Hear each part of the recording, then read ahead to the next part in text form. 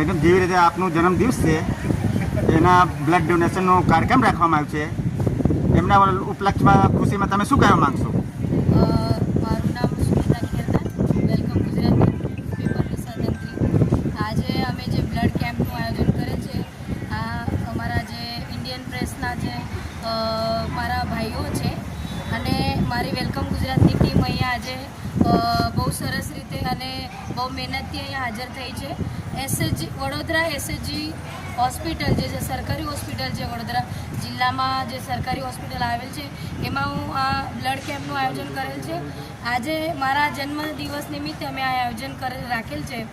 આયોજન રાખવાનું કારણ એ છે કે જ્યારે પણ અમે જે પણ કોઈ અલગ અલગ જિલ્લામાંથી કે વડોદરા શહેરમાં જે એક્સિડન્ટના બનાવ બનતા હોય ને જ્યારે બ્લડની જરૂર પડે છે ત્યારે મારો જે કોલ ગયો હોય, આરએમઓ સાહેબ છે, બ્લડ સેન્ટર છે, તો તાત્કાલિકમાં સારવાર અને બ્લડની મદદ અમને મદદરૂપ થયા છે. બ્લડ સેન્ટરના જે કર્મચારી છે એ પણ, અને આરએમઓ સાહેબને પણ મેં રાતે 1 વાગે પણ કોલ કર્યો છે, તો એ સાહેબે કોલ રિસીવ કરીને મને જે દર્દી છે, જે વડોદરા શહેર એસએચજી હોસ્પિટલમાં જે પણ પેશન્ટ આવતું હોય અને એમને મદદ કરવા માટે જે આરએમઓ સાહેબ તત્પર હોય છે, મને તાત્કાલિક જવાબ આપીને એ પેશન્ટને સારવાર તાત્કાલિક મળતી હોય છે.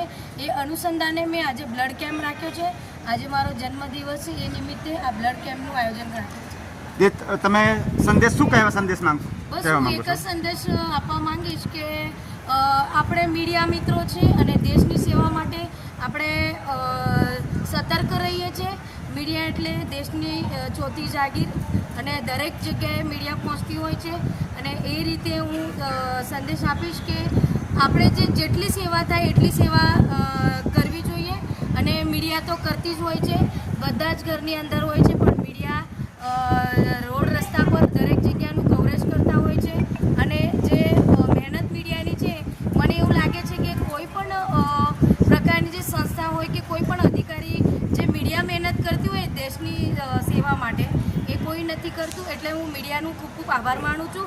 જય હિન્દ, જય ગરવી ગુજરાત.